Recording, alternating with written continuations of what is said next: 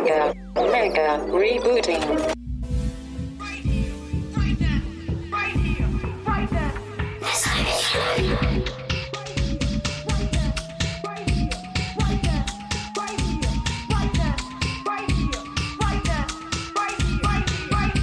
To know what Mega City 1 is, Dread. Hi guys, and welcome to this episode of The Cyber Show. We are joined today by Megha Kumar. Hello, I'm Megha Kumar. I serve as Chief Product Officer and Head of Geopolitical Risk at SciExcel. Okay, we've got a lot to cover today. Megha Kumar is a cross-disciplinary thinker. She comes from a background in history, journalism, and political science. Today, we're going to be talking about the challenges to creating a joined-up and grown-up conversation on digital technology. Why do people find it so hard to talk about digital tech, to form meaningful democratic opinions, to make policy and work together to make a humane digital world? Welcome to the show, Megha. Thank you very much, Andy. Delighted to be here. Would you tell us a little bit about how you got to be here today, working on digital policy and cyber resilience? Yeah, well, it's been an interesting journey through here. I started my career some 20 odd years ago as a journalist in Delhi and then as a gender historian at Oxford, where I did my doctorate. And what was apparent throughout my stint at the Statesman and the Telegraph in Delhi and then at Oxford, examining sort of sexual violence and ethnic conflict, was how interconnected everything is. You know, while we require specialization, whether it's on political science or history or gender or public policy, all of these are complex human societal issues. And in order to diagnose what is happening in society, both good and bad, to sort of help advance solutions, whether via public policy or collective action in the public sphere, all these sort of tackling these issues requires one to think across boundaries. Specialization is important and sort of, following one thread, as it were, of analysis through from top to bottom is important. But it's important always to remember that one thread doesn't make a tapestry of society. And that gradually led me into the world of political risk. I was with a company called Oxford Analytica, which was a pioneer in geopolitical risk analysis. I led their Asia practice for many years and then established their cybersecurity and technology practice, because by the middle of 2010s, it was apparent what a decisive shift we were looking at in terms of the innovation in the field of technology, whether it was cloud or NFTs, then more recently, obviously, AI and blockchain, that these technologies were going to have a profound impact, not just on specific sectors of the economy, but actually the global economy and therefore the global political economy and society. So following those multiple interlocked threads is what led me here to what I'm doing today. I think we've come into a period of time where risk is changing very rapidly. From my perspective, as someone in their 50s, having been through the Cold War from the 80s onward, that actually feels like a period of real stability. And that kind of mutually assured destruction of the old superpowers now looks like a period of great peace and tranquility. How much do you think that the global risk situation has hotted up, just as your personal opinion? The benefit of being an historian, really, by training, is that, you start thinking through long arcs of history. And it is true that if you look at some certain sections of history, let's say, you mentioned the Cold War, so you're essentially looking at what's happened in the world in the last sort of 70 years after the end of the Second World War. Things can look a little bit tumultuous now compared to that time, but people who lived through that time would not characterize that period as calm. Hindsight has that great benefit of making the past look always slightly better, slightly easier to navigate than the future that lies ahead of us. But, the 20th century was an extremely turbulent time. So if you just, go back 2 generations instead of 1, the First World War and the Second World War obviously were hugely dramatic, violent, and decisive moments for the world. But equally, we had in the last 100 years alone, two very dramatic ideologies rise and fall. So socialism and fascism. We saw the peak of colonization across large parts of the global south. And then, from the 1950s onwards, huge waves of decolonization, which fundamentally shaped Latin America, large parts of the African continent, and obviously Asia Pacific. So are we looking at a more tumultuous time now than 100 years ago? I think that would not be accurate. That's very interesting, and that's nice to hear, because let's throw away some of the doom and gloom and take a long view on some of these things. It's very parochial thinking that we always don't have that long view of history, and especially with so much in the media now and so much information, it seems to be a very hot time, as Marshall McLuhan would say. So your particular area of interest, Megha, is in cyber and looking at how digital technologies have changed the way that the world works. And our kind of take on it is that things aren't going well in the digital world. We're always trying to find positive messages and to try and create a more humanist, positive view of technology. But many of the ways that digital technologies developed have kind of gone wrong. From this very idealistic period, perhaps in the late 70s, early 80s, with the emergence of the internet. And lots of things haven't worked out quite how we hoped they would have done. So by analogy, my father-in-law was one of the original Kyoto scientists. They're at the foundation of environmentalism. And when we talk about current events and, well, the current mess, him as a biochemist and me as a computer scientist, we share this same sense of disappointment and frustration about the impossibility of being heard and of science still being able to have a meaningful impact. Ignoring experts isn't something that just started with Trump and modern populism. It's kind of, maybe it's a bit of our nature. If you're up against global industrial populist propaganda machine, how on earth do people who are capable of understanding and helping create a more humane world engage and get their message out? Yeah, well, Andy, that was a very rich tapestry of ideas. Let me sort of share some thoughts on parts of what you said. Starting with technology, I mean, one of the most fundamental principles of any kind of technological innovation is that we have to remember nothing is risk-free. No technology is risk-free. And it can start from something as basic as a hammer. It wouldn't take a lot of imagination to do what kind of bad things one could do with a hammer, as opposed to all the good stuff that a hammer can do. The same was true, for example, over the last 250 years with railways, right? It connected huge sort of unconnected populations. It led to the emergence of the hinterland. It led to the emergence of small towns, of metropolitan cities. It connected people, services, goods, ideas across continents, across countries. At the same time, however, if you want to look at railways from its negative perspective, the emergence of a railway network across large swathes of former colonies, such as the Indian subcontinent, for example, or large parts of Latin America, it was precisely the railways that also facilitated the colonial program, the plundering of agricultural land, the erosion of local industry, the exploitation of the raw materials base of the colonized world. So in a way, it's not the technology per se that is risk-prone or risk-free. It more depends on the intention with which that technology is developed, what kind of stakeholders get to control the development, the deployment, the decommissioning of that technology, what kind of sort of dialogue exists between whether it's the government versus the citizens or the consumers that get affected and the people who control capital. And if you look at it from that lens, social media is not very different from that. AI is not very different from that. Cloud is not very different from that. Or if you go back one generation of technology, mobile phones are not very different. Where there is a major departure in terms of the risk we face, that is, as you rightly pointed out, in the field of climate change. Now, that is one truly global risk. Floods will have no respect for geographical boundaries, for wealth, for the nicety of different cultures.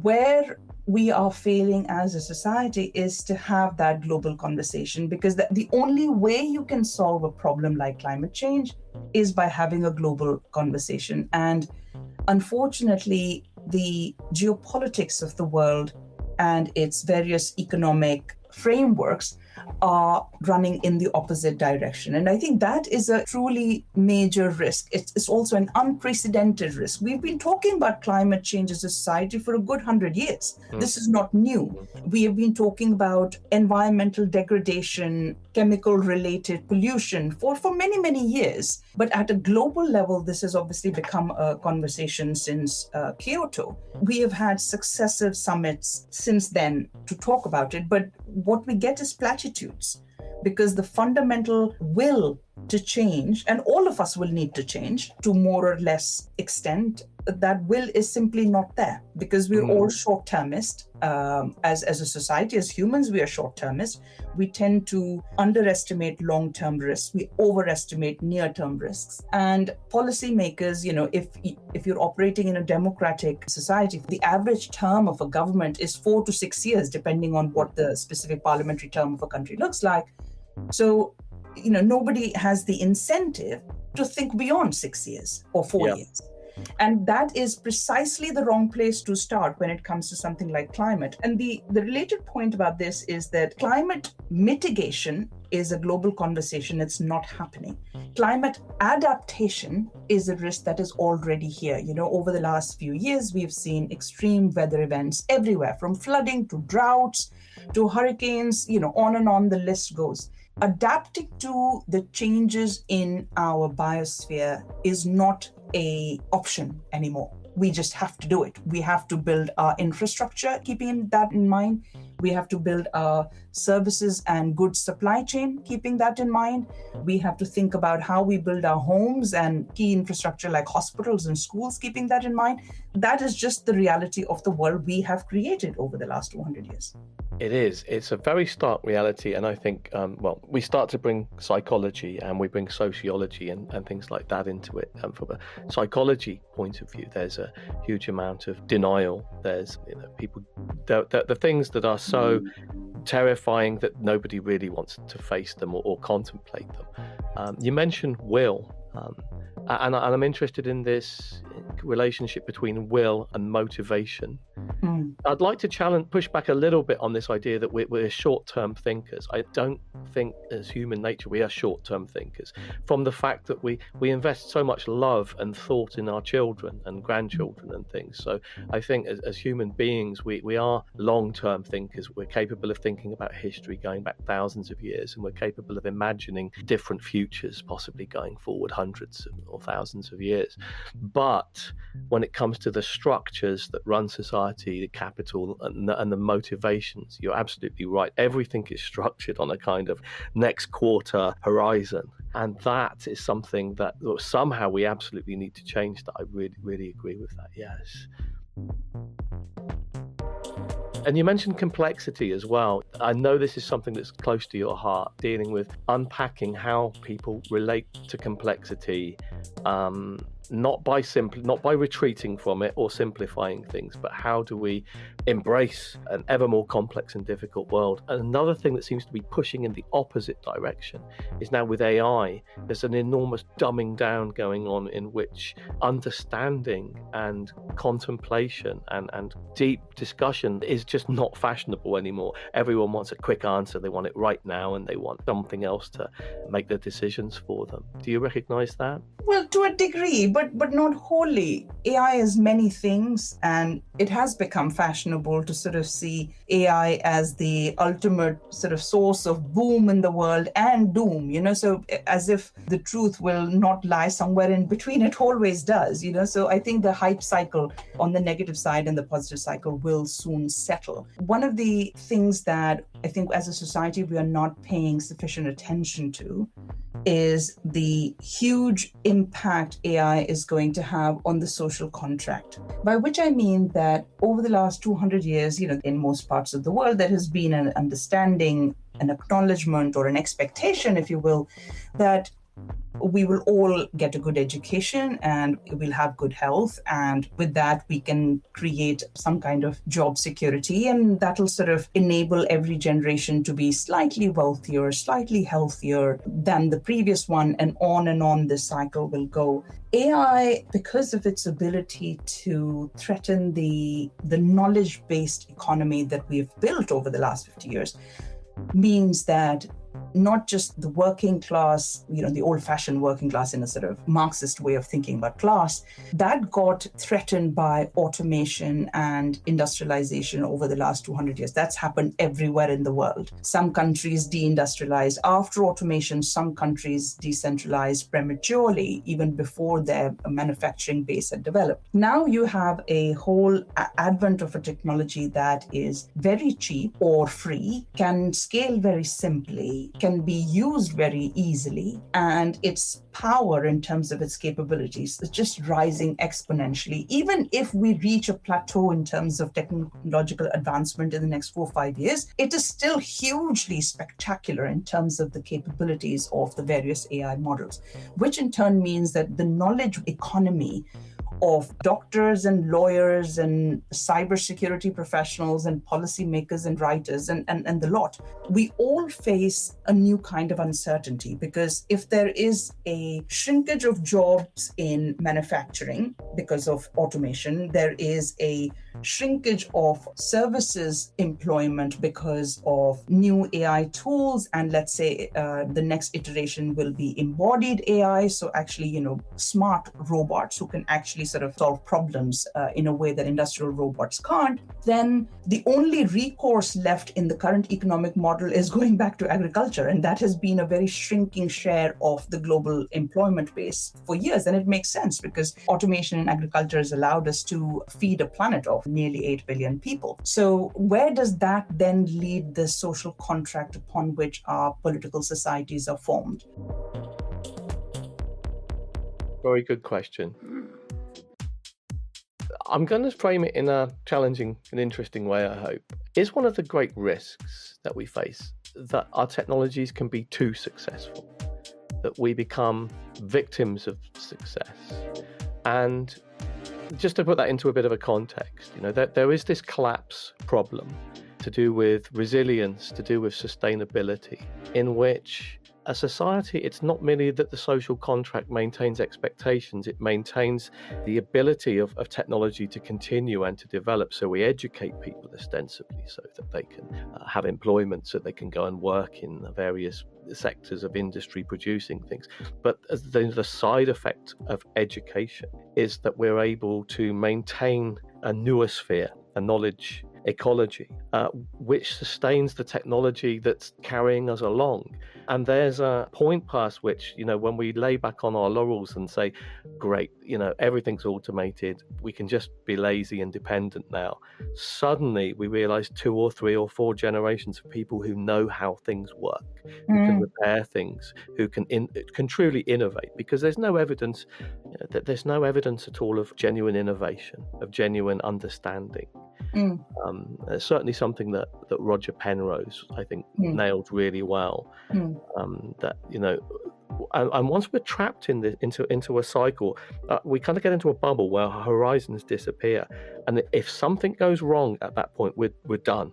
We're absolutely cooked, because we cannot continue, and we can't even induct ourselves. We have a sort of what's called a black start problem. We don't know how to smelt the iron to make the things to build the power station that could bring everything back online.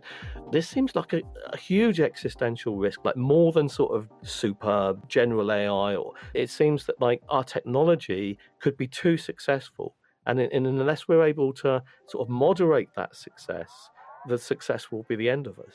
This is very interesting, and I've thought about sort of technology and its impact on society for a very, very long time, and oddly as a gender historian, because one of the things that I discovered during my academic research was the impact of premature deindustrialization in Western India on communal interreligious relations.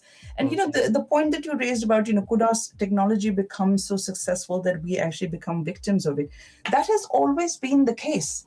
It has always been the case that technology creates winners and losers. And what matters is two things. One, do we as a society or as a polity recognize who the losers are and put remedial measures in place for that affected community? And time again, that's actually not happened.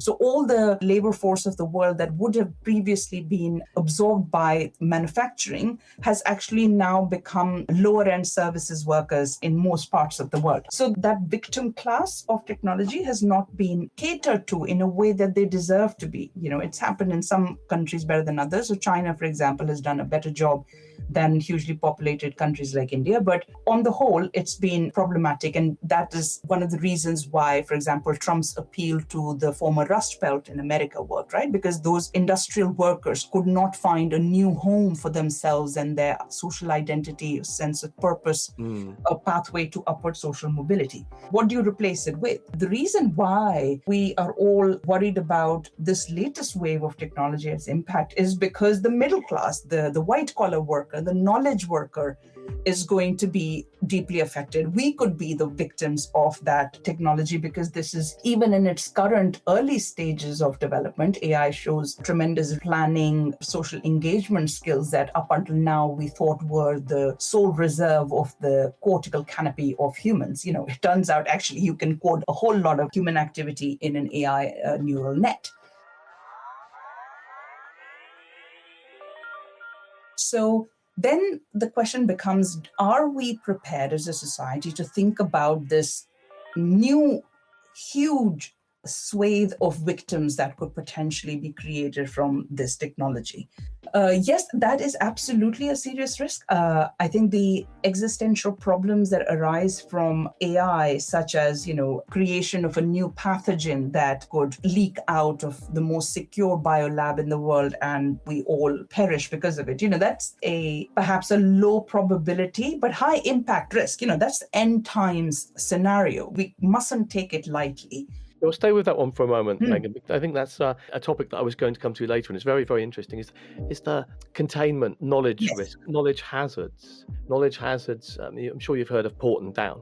Yeah. Those guys there are very, very serious about keeping things that need to be contained, and to make sure that nothing ever leaks out. But when we look at the infosphere, going back to like 2019, I remember when major data breaches hit the point of being one a week and then almost one a day. And then they stopped reporting on them. They just disappeared from the news because it was no longer news anymore. And now I get security bulletins weekly, and they list, the top 50 or 100 security breaches. It's just so normalized and so commonplace that, I hate to say it, but, in many ways, cybersecurity is a failed project. And we're really in an absolute hole with it right now for many reasons. But when it comes to strategic limitation of knowledge and things, I think that is a very big risk. And we're absolutely rushing headlong into catastrophe with lots of things. And but I think we need to admit that you really can't keep information. Information really does want to be free for entropic reasons, right? I am in command. Obey me and be free. There are all kinds of great incentives to take risks, right?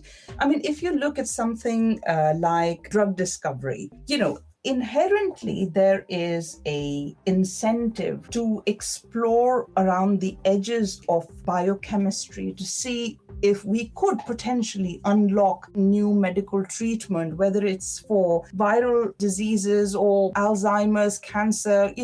As a society, we must take those risks. All research operates on that assumption that good risks are worth taking. Yep. And we must explore and operate almost on the most cutting edge of science.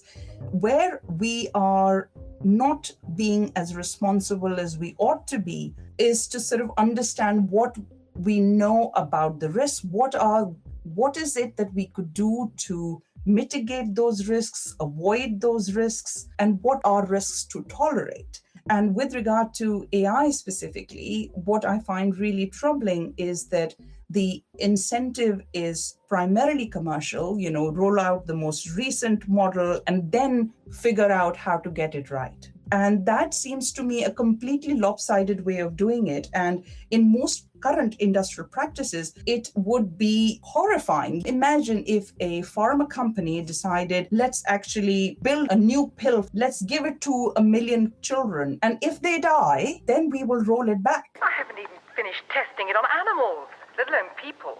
Then now's your chance. When? Tonight. That's really what happened with social media. I mean, obviously, Exactly. when drugs like thalidomide and things like that caused the devastation that they did, that was a very unexpected side effect. And most things that you see in pharmaceuticals, the problem that they really have is there's so much testing to go through. It makes things a very long time to market.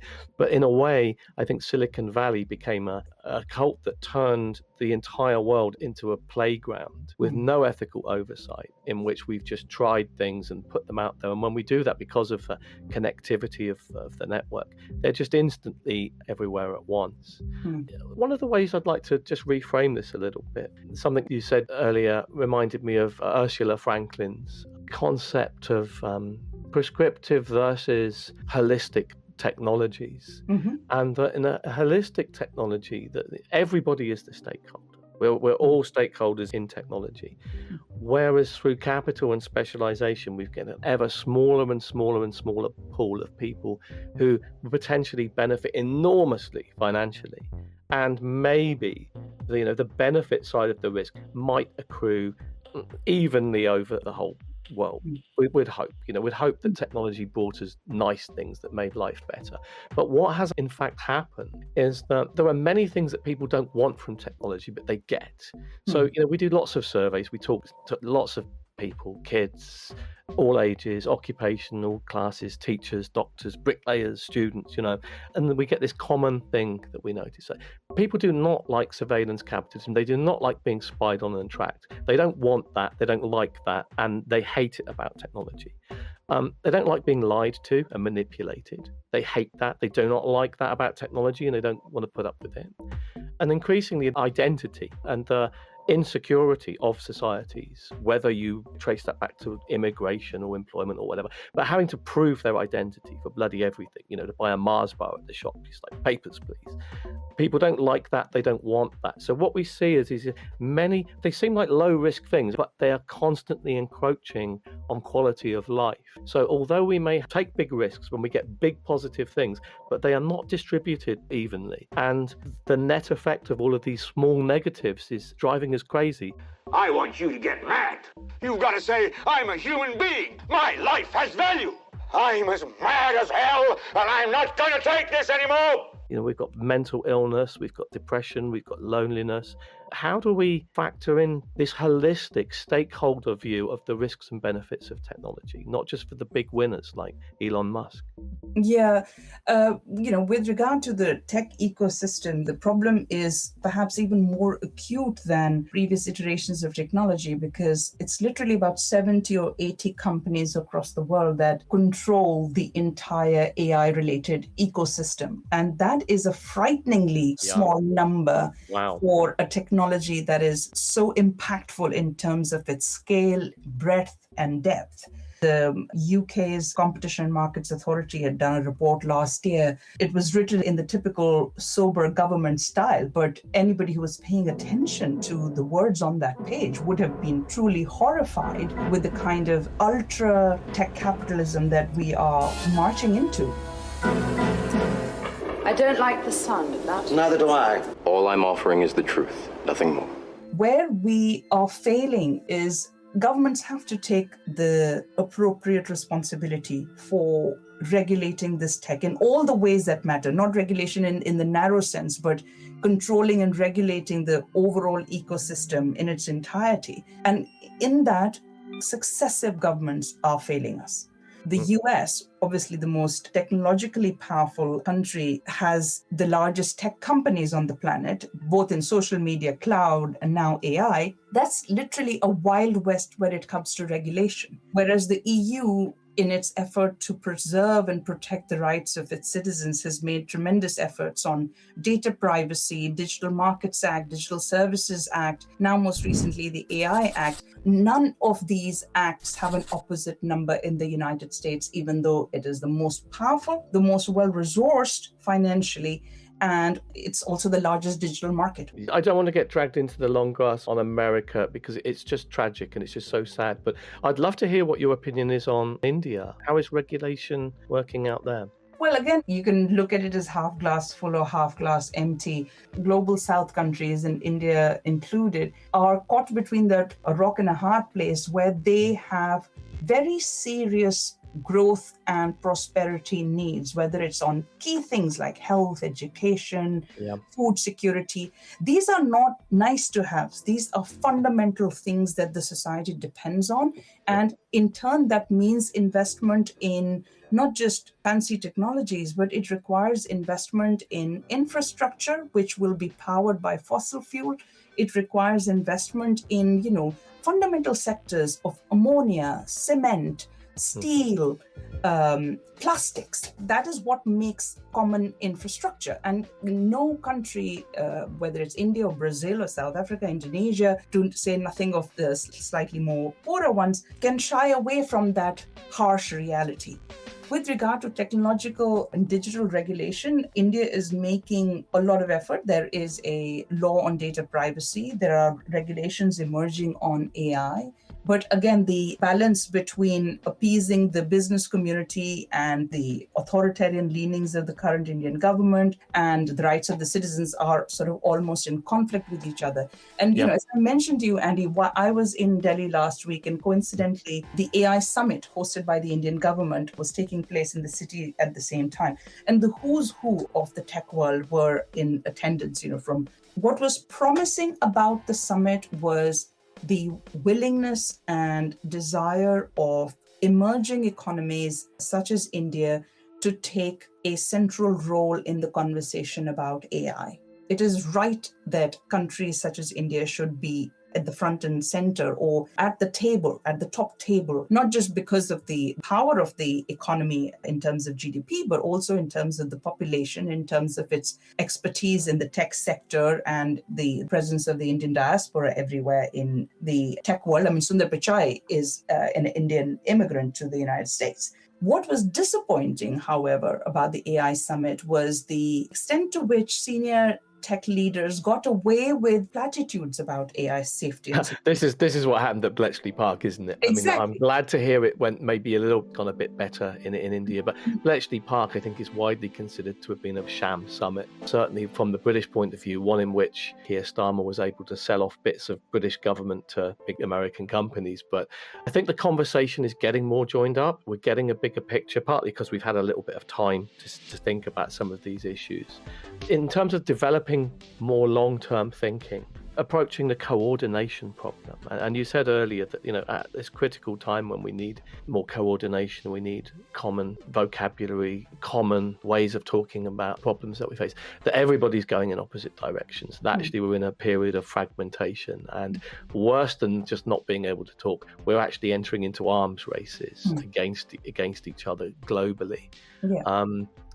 I think that absolutely everyone should be at the table because there's no way to contain. It's like dealing with the virus in the pandemic. You can't. It's going to go everywhere. So we might as well all just be part of that conversation from early on.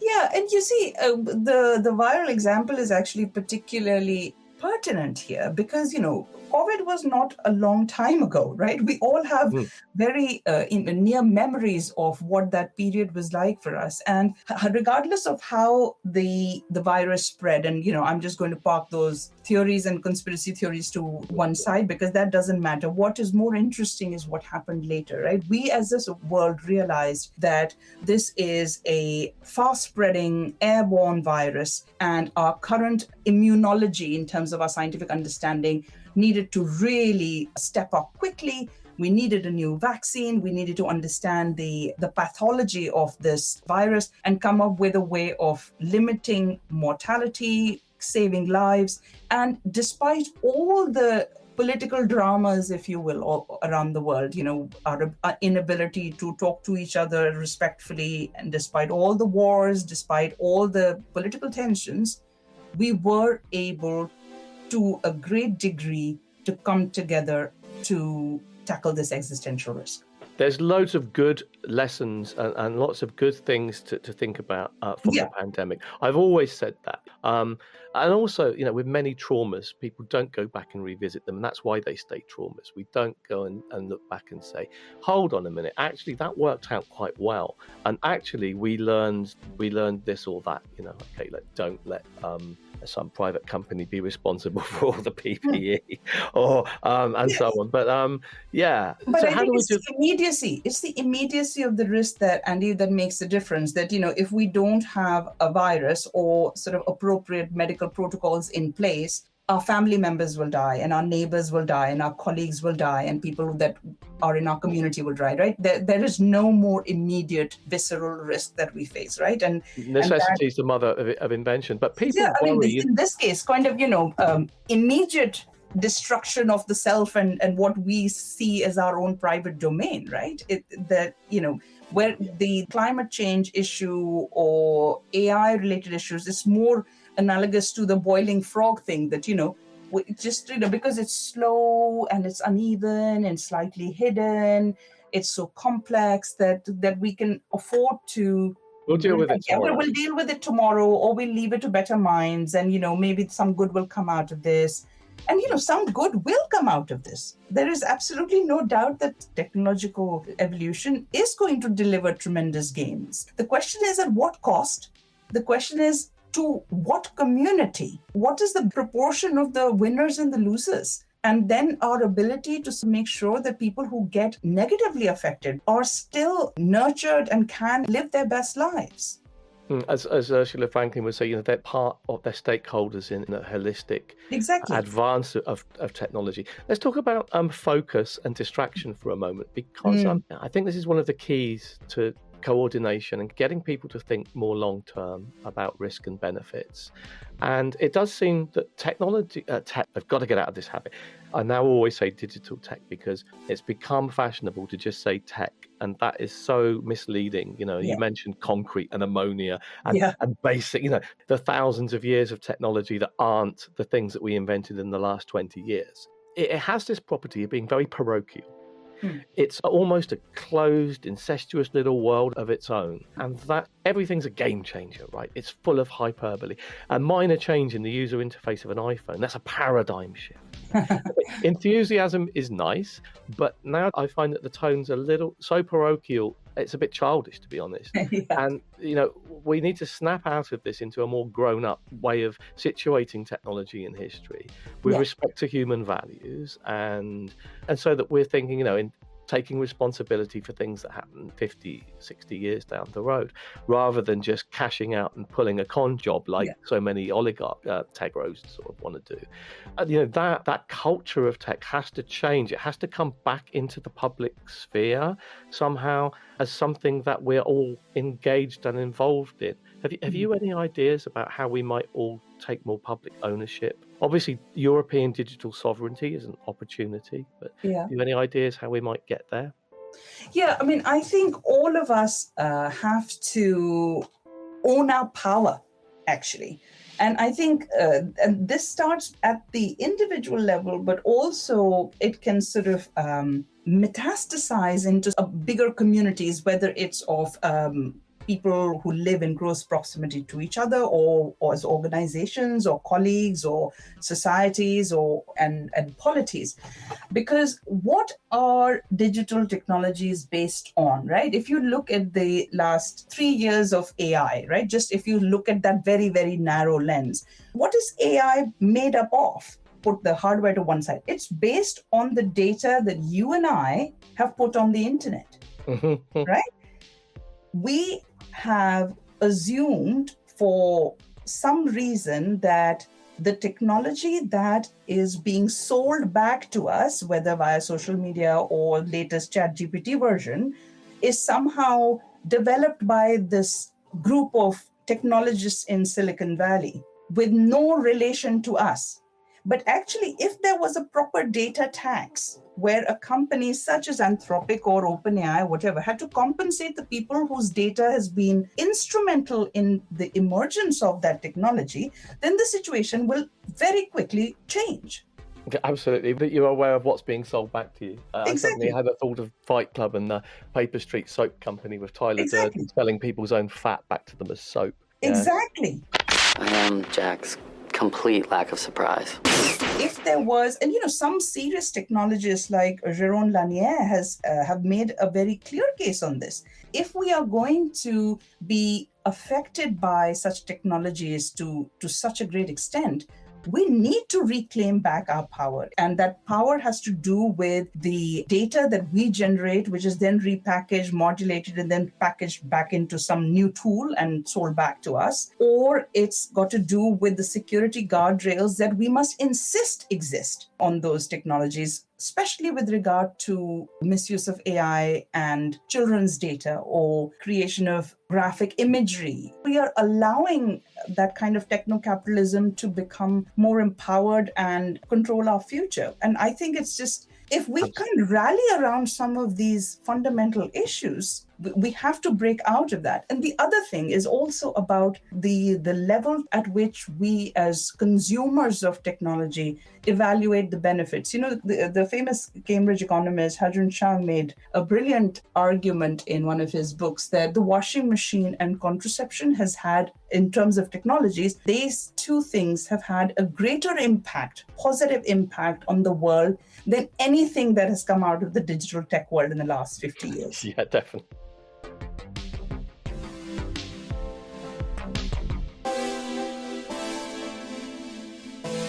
You're listening to The Cyber Show.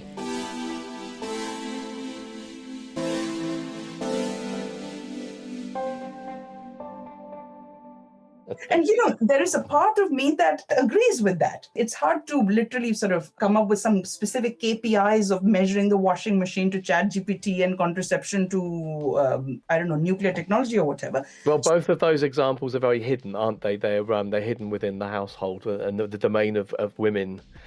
They are hidden within the family ecosystem for sure, but everybody in the family benefits from that. Yeah. And in turn, the community benefits from that when people have greater control of their reproductive health, when people have greater control over the time spent on these chores, right? So the individual benefits, the family benefits, then the community benefits, then the national economy benefits. So you can track the impact of great technologies at that level. And I think we should, just as we now look back at history and look at the good tech and the bad of tech, we should do the same exercise with tech that is coming up. And I think that's why we are seeing greater advocacy groups emerge around social media, especially the impact it's having on minors and young people and their mental health. We're seeing more advocacy from parents and social groups, schools on sort of AI, especially, sort of these apps like Nudify. I mean, it's mind-boggling to me that these kinds of things are allowed to exist in the legal economy of the world. Yeah. The illegal economy will always do these kinds of things, right? You expect that. Fraudsters and the scammers and the pedophiles and thieves, they will always exist. They always have existed, and they have all found ways of harming others. But the fact that they're legal, yes. They're legal is mind-boggling to me. It is, absolutely. We're going to be covering that actually in an episode very soon. So, so then really the question is, like, what are the regulators thinking? Like, what could possibly go wrong? I mean, it's just like, it's a disaster waiting to happen. Yeah. So these are things that people clearly identify as wrong, immoral, however you want to frame it, and undesirable. So we're looking for ways that people will identify, assert, and exercise their power. And these are good ways forward. I mean, this is all within the domain of what we do in the Cyber Show. This is very much our remit, and amplify things that may bring power back to people to have a voice in technology. Just like to move on to another topic, if I may, and that's the concept of radical transparency. Yeah. Because I saw this featured SciExcel's website. Yeah. And so radical transparency, everyone loves the idea of radical transparency, but often without questioning what that means. Boundaries are very important. Information hiding is the essence of abstraction, right? So what do you think radical transparency means? And bearing in mind things like, would you like radical transparency applied to yourself, by which I mean intrusion and lack of privacy and so on. So transparency for whom, transparency, how, and so on. And it depends on who's doing the looking. Yes. Most people would say social contract, government should be radically transparent. It's supposed to serve us according to the social contract. The government is the people, and so we should know all about what they're doing. On the other hand, maybe not so much for the individual. And going back to what I said earlier, there is such a thing as strategic limitation of knowledge.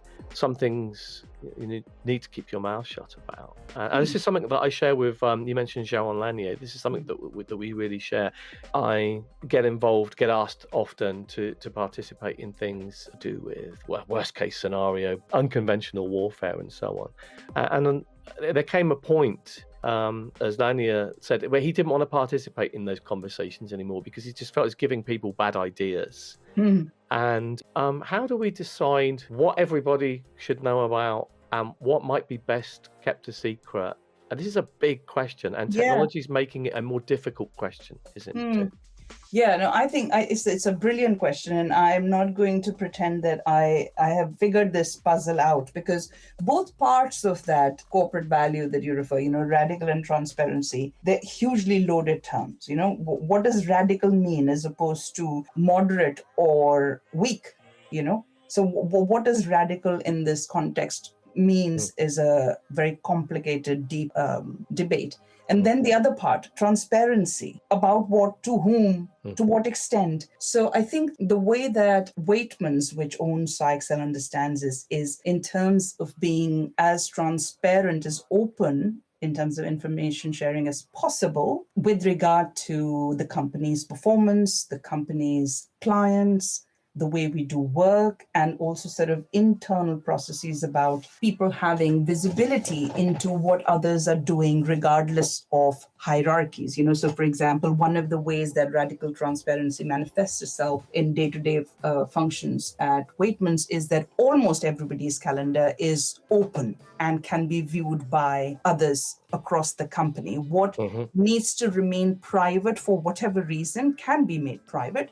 But the default expectation is that people should be able to see what others are doing, even if they're not directly their peers in terms of corporate hierarchy, because that fosters a sense of joint purpose and allows everybody to feel that they are contributing to the company's work and are accountable for what they're expected to do. Yeah. That is the corporate side. But, the larger debate about how radical should we be and what actually radical means in today's world and how transparent should we be.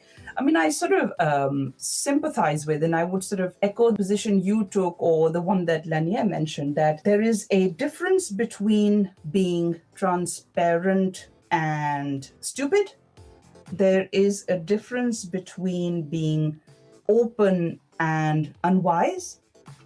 There is a difference between being radical and irresponsible.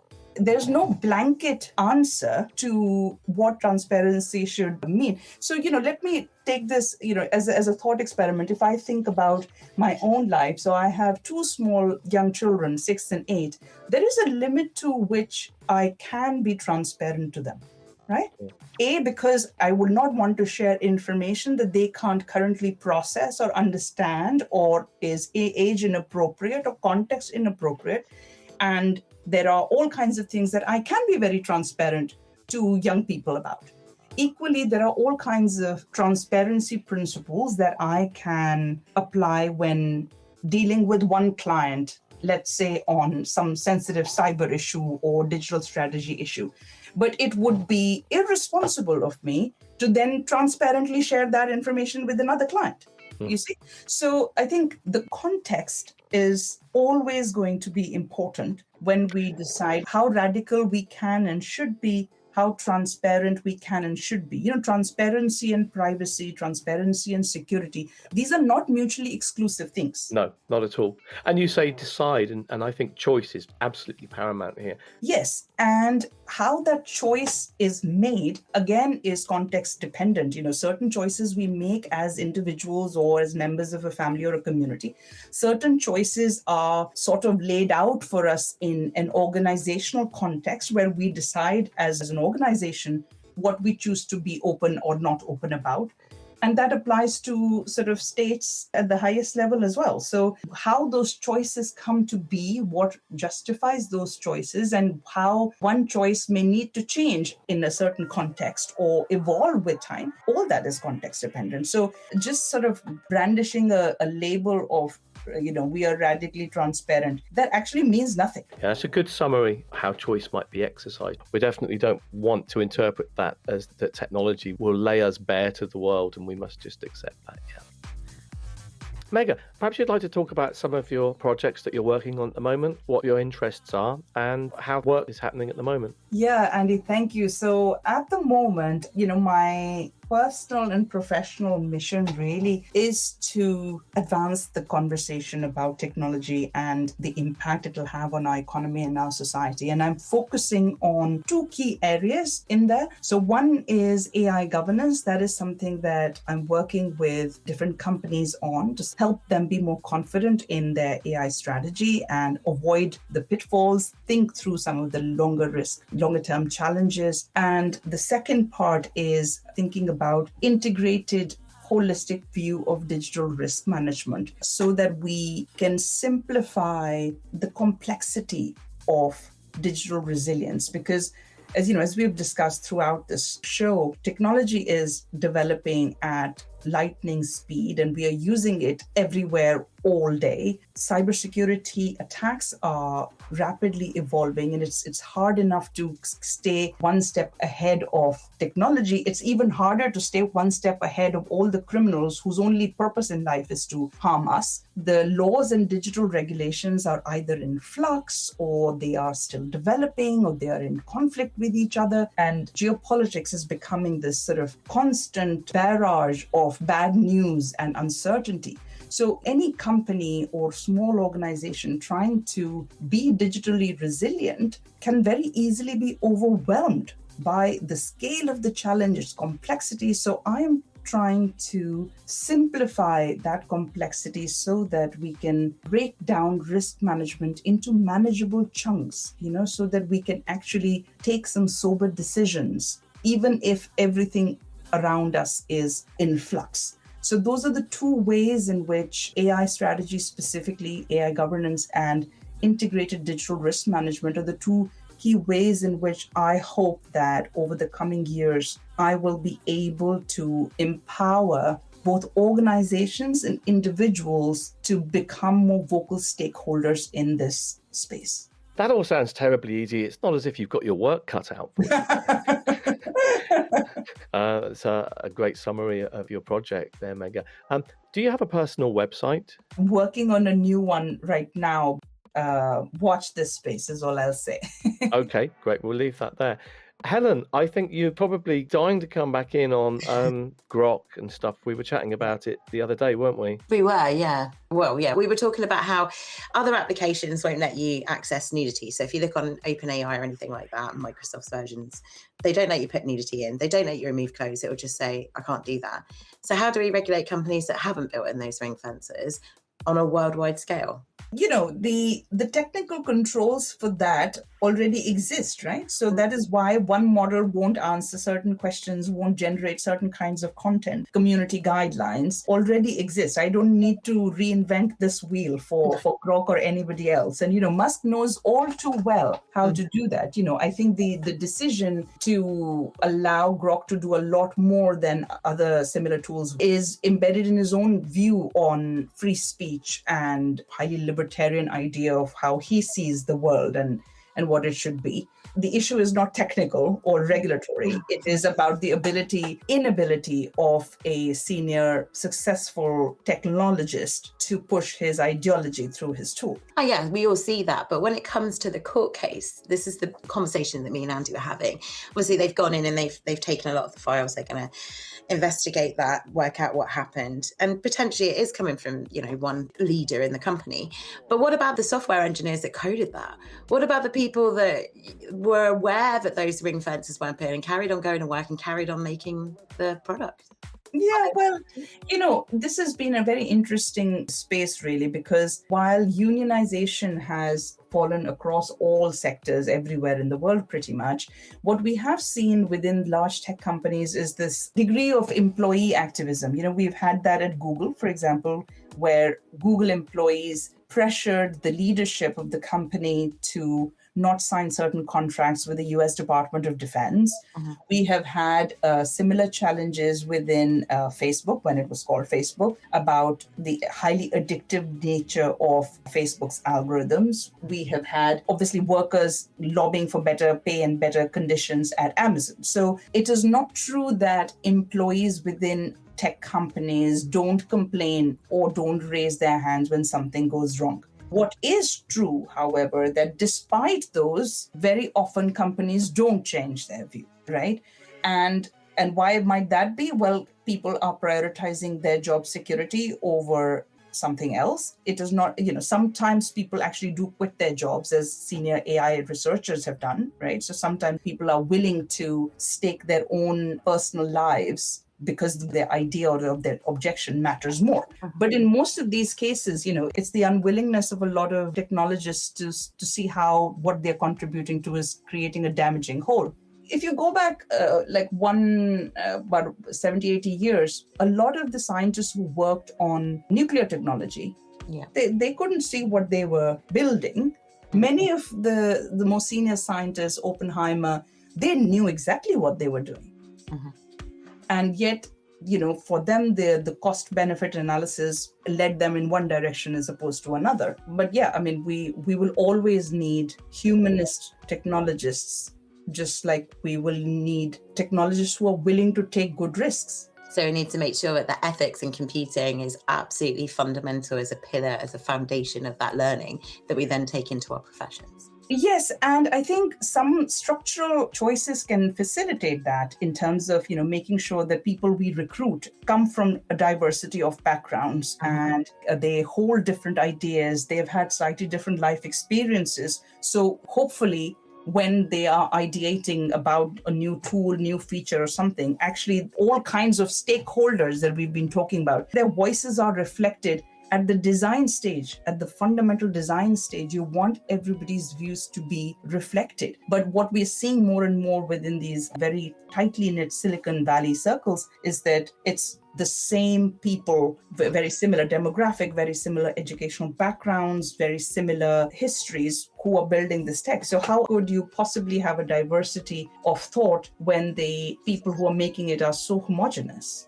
Helen will tell you a little bit about the BCS, the British Computer Society. We're hoping to take back tech away from that Silicon Valley culture, that mentality with the European sovereignty and UK sovereignty more and more. The British Computer Society play a role in that. And I embarked on writing a book called Ethics for Hackers. That's over 7 years ago now. And in the end, I kind of abandoned that project because really the world was just moving too fast. But also, I resigned from academia on ethical grounds after 30 years of teaching because cybersecurity really was becoming something that is working against security. But Helen, what does how does a BCS feature in this, and how can it help recruit more ethical developers? It's a group of members. We all sign up, we all contribute, and it operates in most countries now in the world. And it's actually the leading body for ethics in technology. So everybody signs up, including companies. There are some big companies as well that have signed up. Google's one of them. And you basically agree as a professional, as an individual who works in that environment, that you're going to adhere to certain things. And you certainly, under those agreements, would have walked out from something like grok development pretty early on. And actually, part of that is raising the flag and actually whistleblowing. And you get protection. And it's about diversity as well, because something amazing happens when you get a bunch of diverse people in a room. You actually find that you have a lot more similarities and a lot more agreement than you think you would. You actually have more disagreement with people who are similar to you than you do with diverse groups. And it's amazing watching all these people from around the world meet in the same place to talk about one particular subject and all coming to the same conclusion. And it's all built around ethics. And I think we need to really grow that outward as well.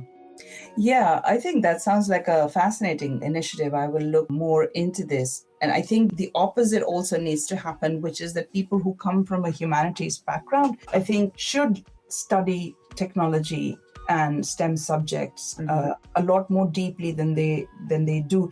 One, because I think if they don't understand the technology, it'll be harder for them to sort of critically evaluate where a tech development is breaching some ethical principles. But equally, you have to understand the tech in order to own your role in it. What kind of a stakeholder are you, and what kind of responsibilities and obligations therefore fall on you as a consumer of that technology, or as a purveyor, or whatever. And I think people also need to have a more scientific temperament. I think, and that comes when we understand both humanities and sciences in tandem with each other, so that we can think through political propaganda much more carefully, and we can sort of listen out for evidence and for facts, and sort of look past some of the political bluster that crowds our feeds.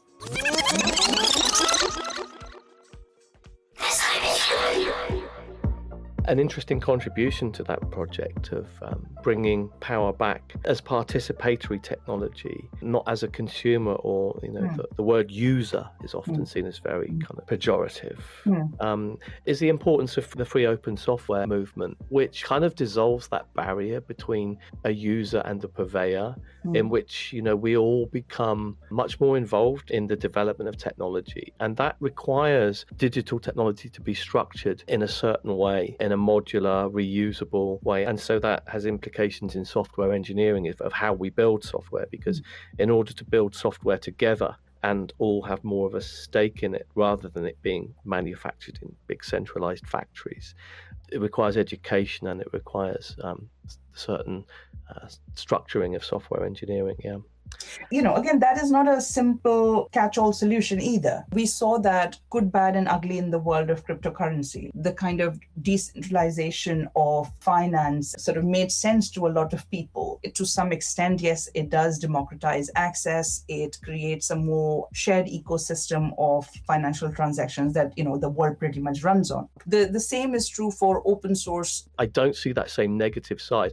There are very, very, very few cases, in my experience, over 30 or 40 years, of bad open source software, of malicious open source software. Obviously there are viruses and malware and things, but that wouldn't. What I do see with regard to security and free open source software is that we have a maxim of trust but verify, and the ability to verify is absolutely central. If we wish to have cybersecurity in the future, we have to have free open source software, because there's no other alternative which allows security, even in principle. That's a strong case for it. Open source AI tool, in terms of their capabilities, are very close to matching proprietary tools, which is a great thing. But again, we have to make sure that intentional bad actors don't misuse that technology, because the barriers to misusing are just as low. They are indeed. And that comes back to those comments about strategic limitation of knowledge and versus radical transparency. Yeah. One of the great challenges is how we are going to contain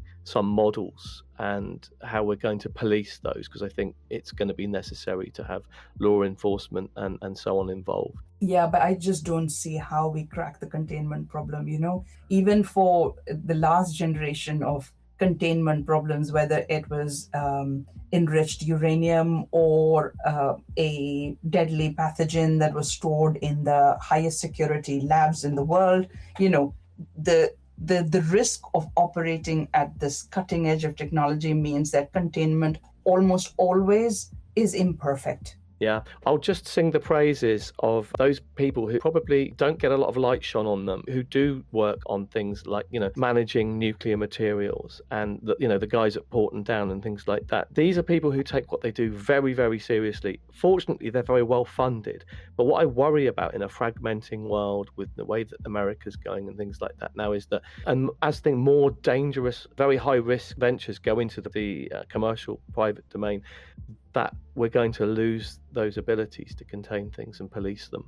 Yeah, and I think here, the geopolitical ruptures of the world matter even more. Now, one of the fascinating things about China, and I've been a China watcher on tech issues for a while, China, because of its political structure and the power of the Communist Party, is always incentivized to think long-term about digital risks. And almost all the risks that China identified good 10, 15 years ago on social media, on unfettered internet access, more recently on AI, all the risks that they identified were actually spot on.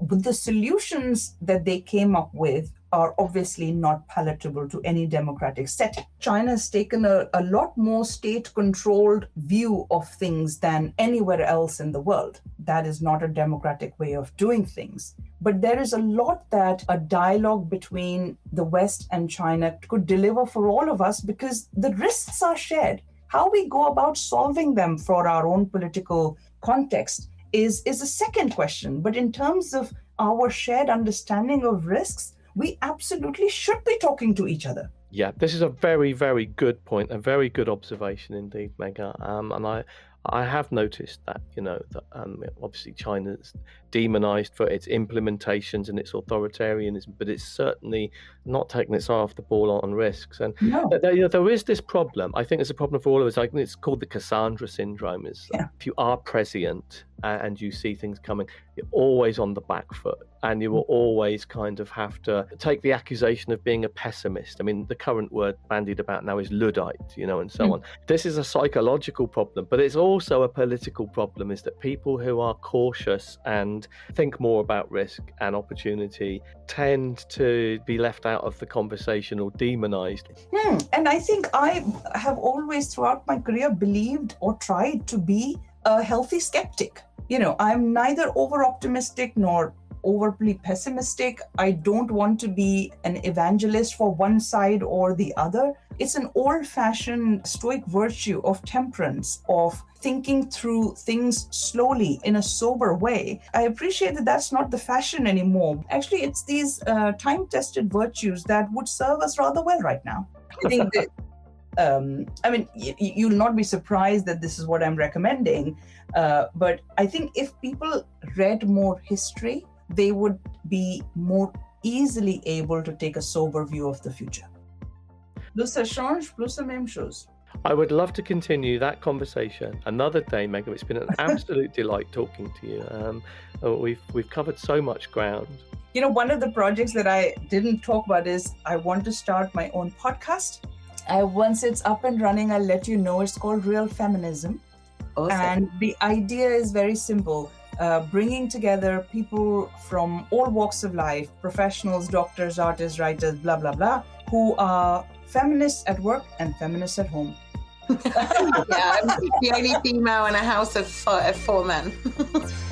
Sandy, this has been great fun. Yeah, thank you so much for joining us, Megha. It's been amazing talking to you today about history, politics, and tech, and where that all fits in.